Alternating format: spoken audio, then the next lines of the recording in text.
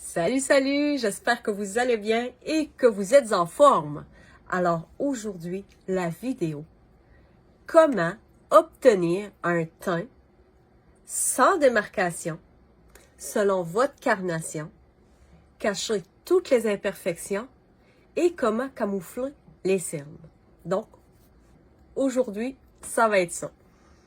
Alors, pour ne pas ressembler au petit reine au nez rouge pour Noël, ben j'ai eu envie de vous faire cette vidéo-là. Donc, première des choses, là, mes yeux sont maquillés, mais mon teint est pas fait. D'un côté, je vais faire qu'est-ce qu'il faut faire pour avoir un beau teint. Et de l'autre côté, ben, je vais faire les erreurs à ne pas faire, justement, pour avoir un beau teint.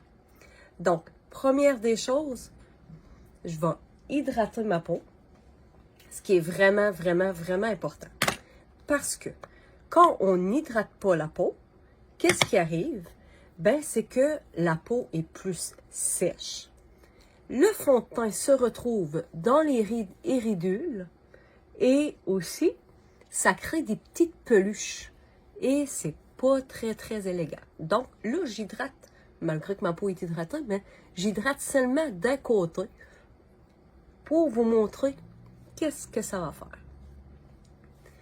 Donc, voilà. J'attends à peu près une trentaine de secondes pour que la crème peut faire son effet.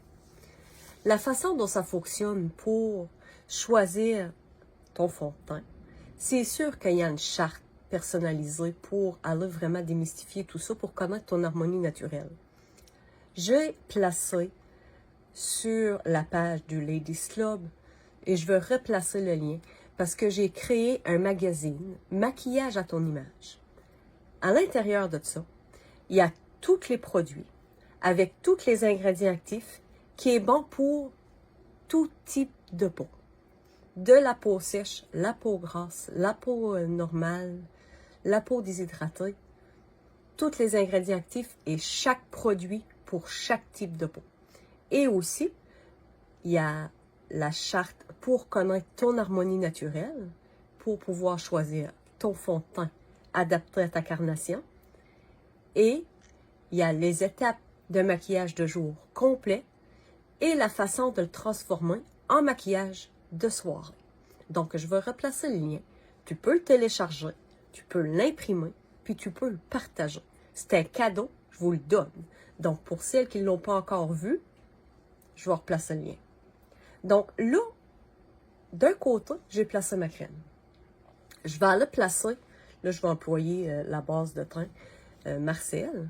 Je vais employer une base de teint. Ce que ça va faire, ben, premièrement, ça va égaliser la peau, c'est-à-dire toutes les petites pores de peau qui sont dilatées et que le fond de teint peut pénétrer dedans, ben, on les verra plus. Ça va faire comme vraiment un canevas en peinture. Malgré que je connais pas grand-chose à la peinture, mais c'est ce que ça fait. Ça crée vraiment une peau très, très lisse. Et on y va vers le haut. Pourquoi vers le haut? Je pense que je vous l'ai déjà dit. Nos pores de peau sont comme des écailles de poisson. Si on veut que les produits pénètrent dans la peau, on y va vers le haut. Et pour les produits de maquillage, on y va vers le bas, justement pour ne pas que ça pénètre dans la peau. Donc, j'ai placé ma base. De l'autre côté, j'en place pas. Ensuite, là, il y a plusieurs pinceaux pour les fonds de teint. Il y a les pinceaux comme ça. Il y a les pinceaux qui est plus en angle. Il y a les pinceaux kabuki que j'ai ici, qu'on peut prendre dans nos mains comme ça. Il y a les pinceaux plats que j'ai placé ici comme ça. Lui, il fait plus de stries. Je l'aime un peu moins. Lui, il est pour les jeunes de 20 ans. Donc, moi, je préfère employer celui-là. Ça va être plus le poil est dense, plus le produit, il y a une meilleure application. Il existe un autre pinceau aussi. Je l'ai ici. des petites brosses. Comme ça. Elle n'est pas sale, c'est juste qu'elle est beaucoup utilisée. Puis avec le temps, ben, le fond de teint a sali les poils. Donc, j'y vais vraiment avec un... Oh non, je ne me trompe pas. Ça, c'est le fond de teint qui va être trop foncé pour l'autre côté. De la façon de choisir son fond de teint, c'est vraiment une très, très petite quantité. Moi, j'emploie le fond de teint artiste. Et aller l'appliquer ici. À ce niveau-là, on a des veines. Il y a des veines bleues et il y a des veines vertes. Dans la charte que tu vas télécharger, tu vas aller regarder la couleur de tes veines pour savoir si c'était une harmonie froide ou une harmonie chaude. Et il y a des fonds de teint qui sont de couleur chaude et il y a des couleurs qui sont froides. Et il y en a même des neutres aussi. Donc, avec cette charte-là, tu vas voir, tu vas trouver ta couleur de fond de teint. C'est sûr, sûr, sûr. La couleur de tes cheveux, la couleur de ton teint et la couleur de tes veines. Alors, de la façon dont moi je fonctionne, parfois je l'emploie direct au pinceau ou juste pour vous montrer la quantité qu'il faut placer, c'est pas plus que ça. Donc, je vais aller en employer une petite quantité ici, une petite quantité là, ici, et là, et là. Et comme ça, on le descend vers le cou. Donc, au niveau du front, c'est vraiment de gauche à droite, vers l'extérieur. Gauche à droite? Oui, c'est ça. Ensuite, on descend. Et j'y vais vraiment par tapotement. OK? Pourquoi? Parce que ça a une meilleure application. Puis, il vaut mieux choisir un fond de teint qui est très, très près de notre couleur de peau naturelle, justement parce que ça fait plus naturel. De l'autre côté, vous allez voir ce que je vais faire. Donc, on le descend jusqu'au cou pour ne pas faire de démarcation, justement. Donc, quand il n'y a pas de démarcation à ce niveau-là, c'est que le fond de teint aussi, c'est un autre petit truc, c'est que le fond de teint est de la bonne couleur. Si on emploie un fond de teint, ça j'ai entendu ça souvent, je le choisis plus foncé, comme ça je suis sûre de tout cacher. C'est pas la façon de faire. Pourquoi? Je vais vous montrer qu'est-ce que ça fait un fond de teint qui est trop foncé. Puis, ou n'employer trop. Là, je vais changer de pinceau parce que je vais prendre celui-là que j'aime pas. Justement, je vais vous montrer qu'est-ce que ça fait. Donc, un fond de teint trop foncé, premièrement, ça vieillit. Deuxièmement, c'est pas joli.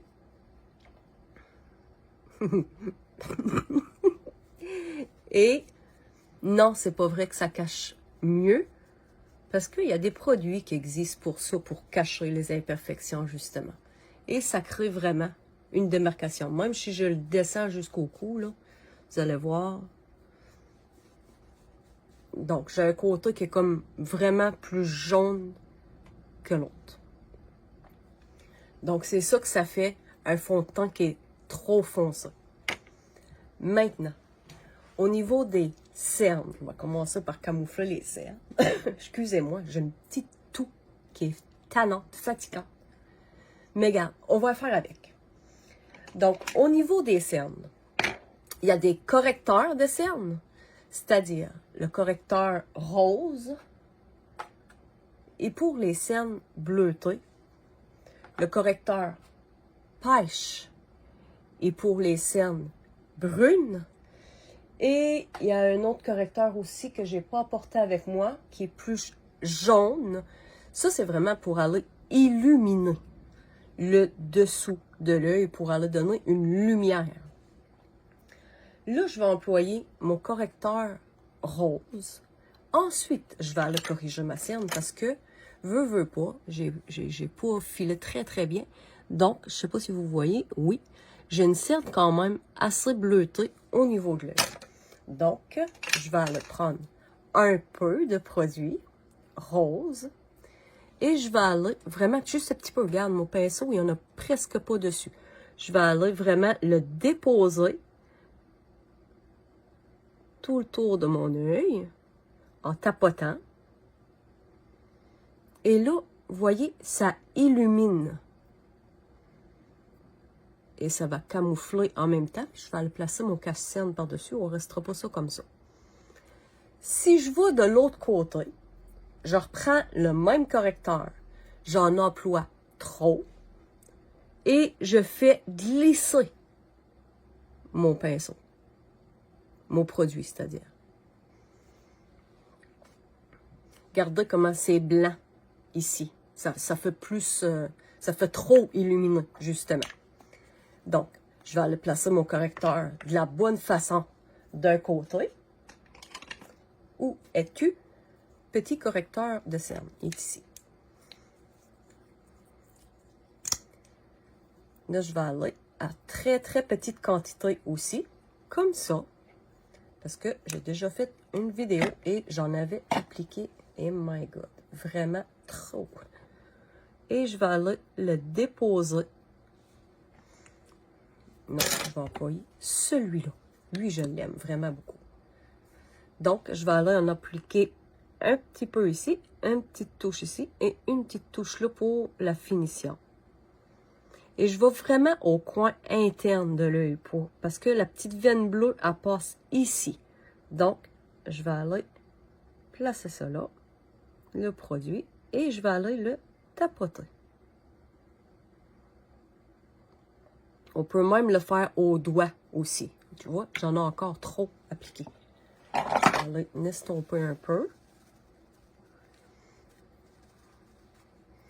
Et non, on ne reste pas ça comme ça. De l'autre côté, je vais aller l'appliquer, mais pas de la bonne façon. Ça aussi, je vois ça. Placer le produit directement sur la peau. Et ensuite, comme ça. Là, ça crée vraiment comme un gant. Ça fait, c'est vraiment beaucoup plus dur à estomper avec le reste de ton fond de teint qu'il y a sur ton pinceau par-dessus ta cerne. Donc, je vais aller en appliquer juste un petit peu de rien. Et je vais aller tapoter par-dessus la cerne.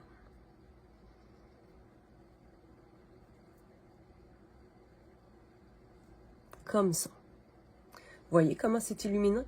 Mais de l'autre côté, je vais employer la même quantité. Regardez, si je fais ça comme ça.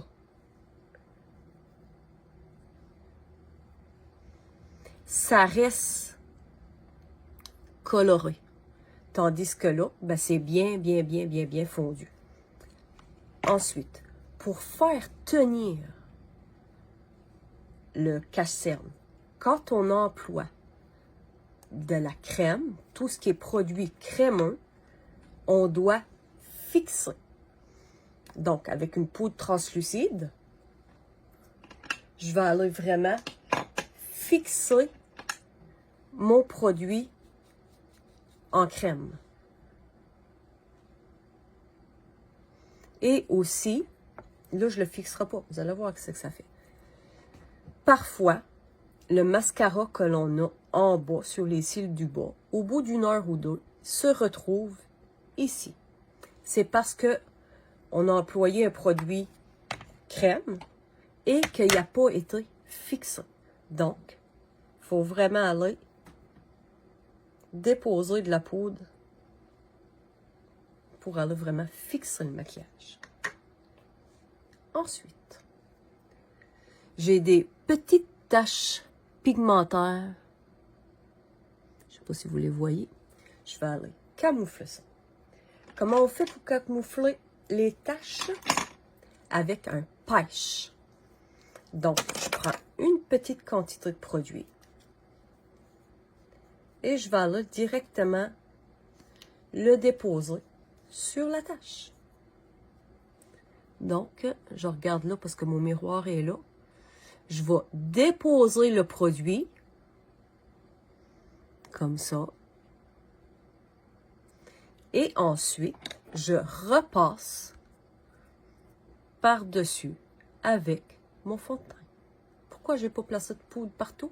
Ça va se comprendre après.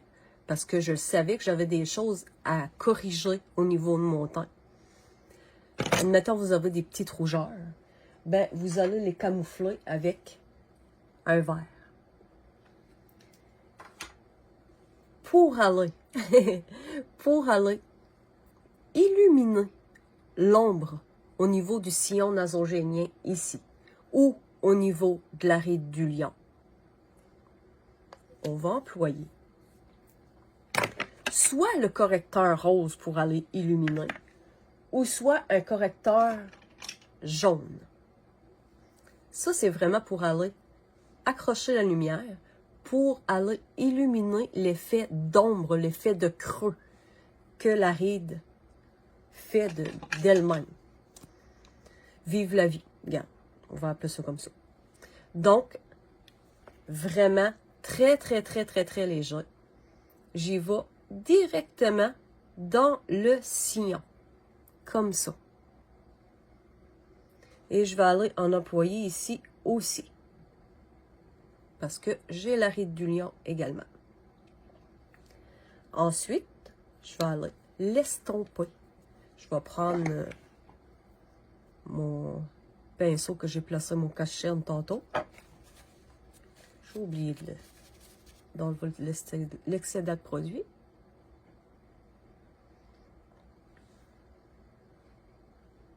C'est hallucinant. De l'autre côté, je le fais pas. Pardon.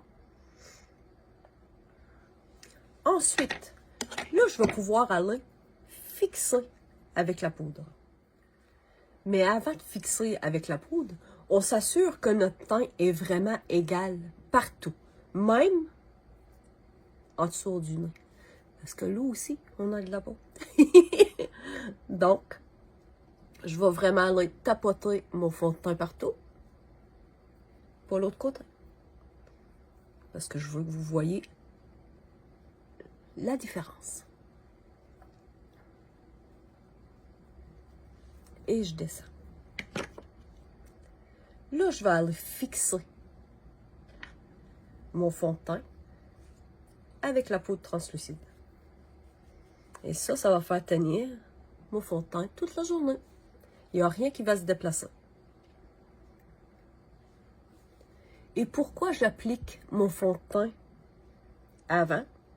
Comme je vous l'ai dit tantôt, oui, pour faire comme un canevas. Parce que si je place, admettons, je veux corriger mes taches pigmentaires, puis je place, j'aime bien l'appeler mon cache-tache, mon pêche, avant mon fond de teint. Là, je place mon pêche. Ensuite, je vais aller placer mon fond de teint.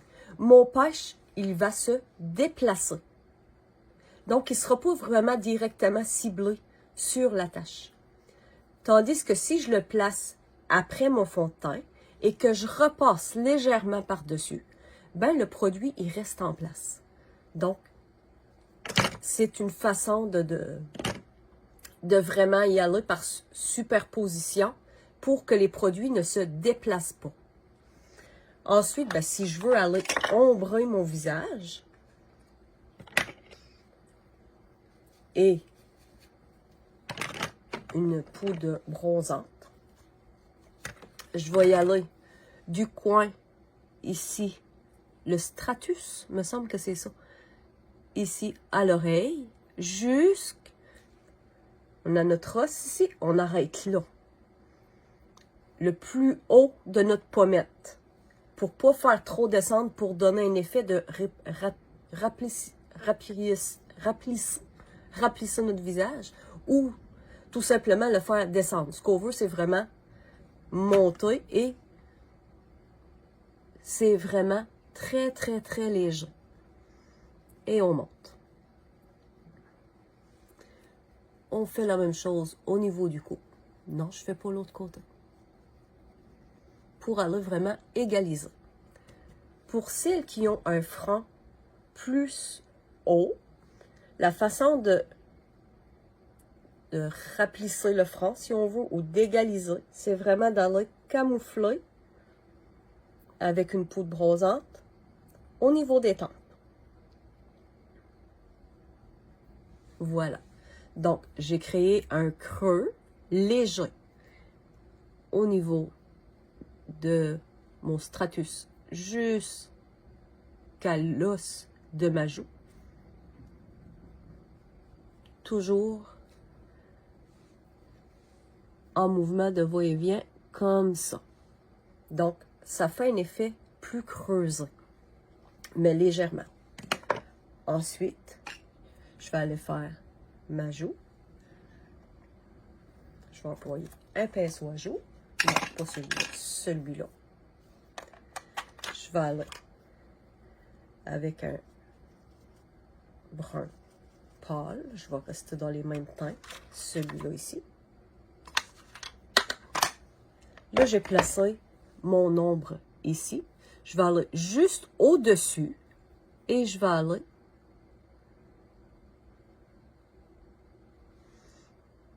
placer mon fard à joues. Pour celles qui ne savent pas où placer leur fard à joues, c'est simple. Prenez votre doigt comme ça, l'os de ta joue ici. Comme ça. Tu vas déposer ton fard à joues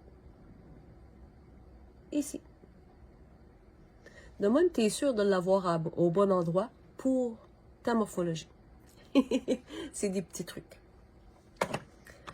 Donc, maintenant, ce qui reste à faire, c'est aller placer le highlight, aller illuminer. Donc, je vais aller placer ma lumière, celle-là ici, avec le bon pinceau. Et je vais aller, là j'ai mon ombrage, j'ai mon fard à joues, légèrement juste en haut de mon fard à joues, juste pour aller accrocher la lumière. Oh, je me suis sali un petit peu. Comme ça.